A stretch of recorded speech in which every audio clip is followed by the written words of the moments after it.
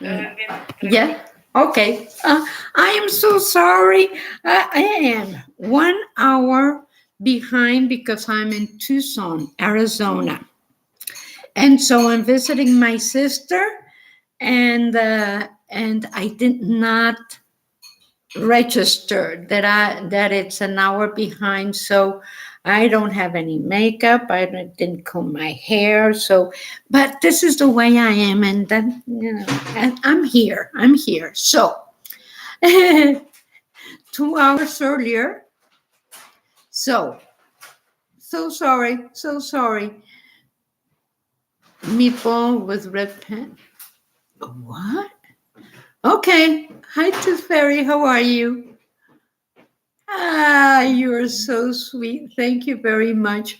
Anyway, so let me tell you about when you're knitting. When you're knitting and you want to choose a pattern. So I have old books like this that my mother owned and I inherited. And so you go into a stitch. So it's so old that the thing is falling off. So you go to a stitch and you say, I really don't know which one I like for a shawl. Let's say a shawl. So you go and you say, I like this one. I like this one very much. Well, that's fine if you like that one very much. The thing is that are you going to be able to make it with the yarn that you are choosing? Or are you going to like that one and figure out how it would look like with with the lace yarn? Because it's kind of lazy. And then, of course, you have to check on how many repeats does it have. So this one is a 2-row. It's a multiple of 2, and it has a 2-row repeat. So that's wonderful. That's wonderful because at least it's going to be a very easy stitch to follow. But if you find a difficult one, let's see if I can find it, a more intricate one like this one. Okay, I found this one. And this is a 16-row repeat. So we have something like this on our page. The thing is that if you do something like this, make sure that you're going to like. I see that you like medium and Vanna's Choice and all those. Vanna's Choice is nice, and Hobby Lobby has a yarn that's similar to Vanna's Choice. It's called I Love This Yarn, but it depends if you want to go to that store or if you have it available. But this is a number 4 yarn. This can be done with a lace yarn. Make sure this is a 16-row repeat. So this is kind of an intricate one. We do have something like this. So make sure that you have, let's see, and also make sure that you have the multiples for your project. So let's say that you want to make a shawl and you want to use this stitch to make a shawl. And so this is a multiple of 10 plus 6. That means 10, 20, 30, 40, 50, 60 plus 6 stitches to make this stitch. So make sure that the repetitions are there fully. So, so that they fit nicely within the width that you want. So you do need to make a swatch, and there's no way around it. You still want to make a swatch. You still need to. And go and choose the yarn that would be adequate for it. Any yarn would look very nice with this, but I would use like a number 3 yarn or worsted yarn depending on what you want. But this would look very nice on a lace yarn. So you do this with the amount of repetitions that you need. Make sure that you see sometimes there are, look at that hair sticking out. So sometimes you have a pattern that, depending if you need to take off or add stitches, will be different in the number of stitches you have on each row. So that means each row might have 60, and then on the next row, next right side row, it would have 50 because you had to knit it together in several occasions. And so some stitches are like that. So be aware of the amount of stitches you have per repetition, and that sometimes you lose stitches and sometimes you gain stitches.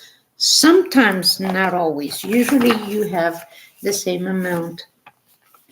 But if you have a very long repetition thing, like 16 row repetition, so usually I take a notepad, or I have my notebook real large, and I write down the pattern, because like that I don't have to go back to the book and what does it say.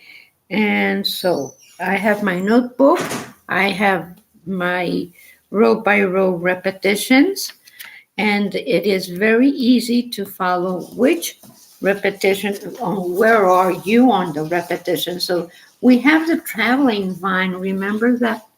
Remember this one? So this is not as difficult. This only has, oh yes, it has a 12 row repeat. The thing is that sometimes some patterns will repeat the pattern on every right side row, and then the wrong side is only purl. So those are very easy to follow, very easy to do. The problem is when every row is different. So what I like to do is use stitch markers. So I have, for example, this is one repetition and I put a marker on my needle, and this is another one. And like that, I know how many stitches I have on each repetition. If I make a mistake, I know where I'm at. I know which part of the knitting went wrong because I'm counting the stitches. But sometimes, it doesn't happen that way, and the stitch doesn't go that way, and it happens. I have 2 dogs here, and they want to get in, and I don't think their parents are letting them.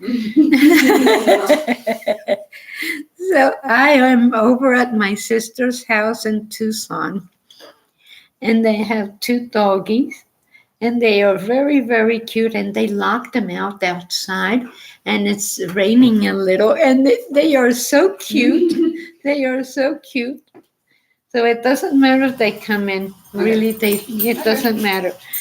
And because a lot of you like animals also, so that's fine. That's fine with us. So what kind of pattern for baby blankets? Okay, for baby blankets, you have to remember what kind of blanket you want. Do you have a fancy one? Do you want a fancy one? And then you want a lace one, something for show. If you want a warm one, like a car blanket, we'll make something that it's nice and cozy. So like that, for example, there's a lot of stitches that are ribbing. So they stretch a little, and the pearl sides go in, so it makes the fabric nice and thick. So there's a lot of, let me see, patterns for baby blankets. There's a mock Tunisian. I think I'll make a video on that.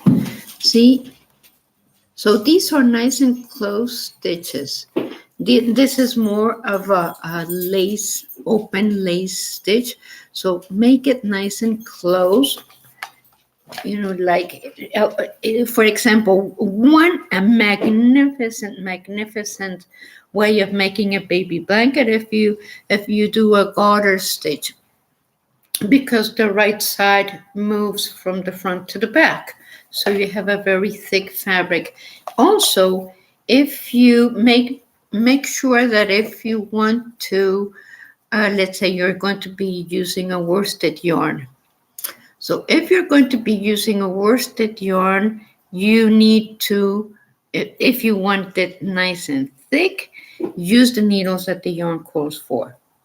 If not, then if you want it more open, then use larger needles. And like that, the stitch itself will grow. So also braided blankets, cable blankets will be very nice. Remember that we made all these. We have them on our pages, and they are very nice to have. All these we have. So let me see where I can see these. All these are very nice for baby blankets because they are knit and purl alternates. See, this is knit and purl, and this is knit and purl.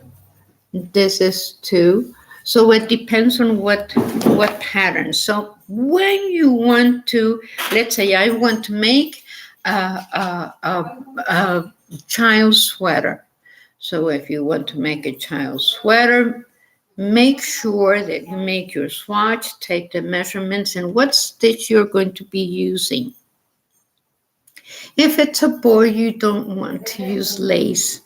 You want to use more of a masculine stitch like cables.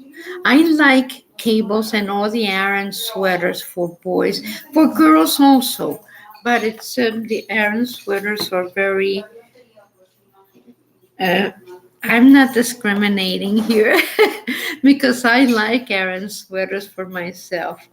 But there's a slip stitch rib, and there are all these. See?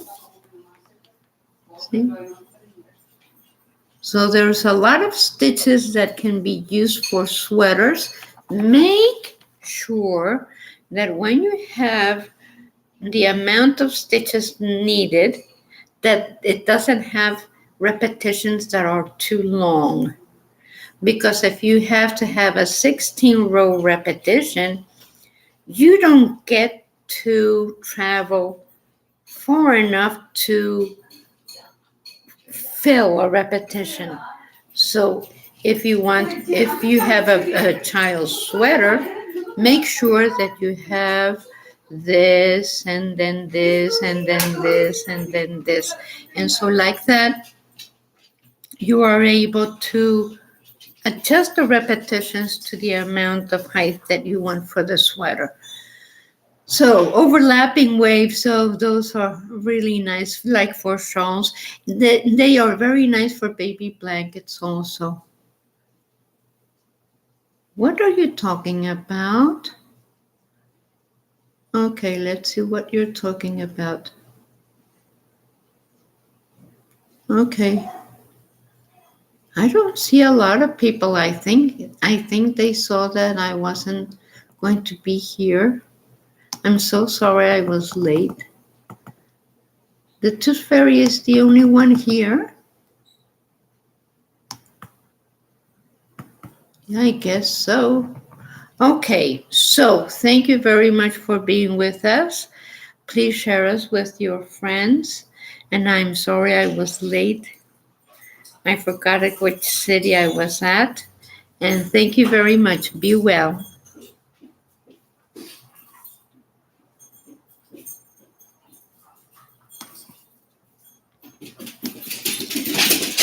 Pues sí.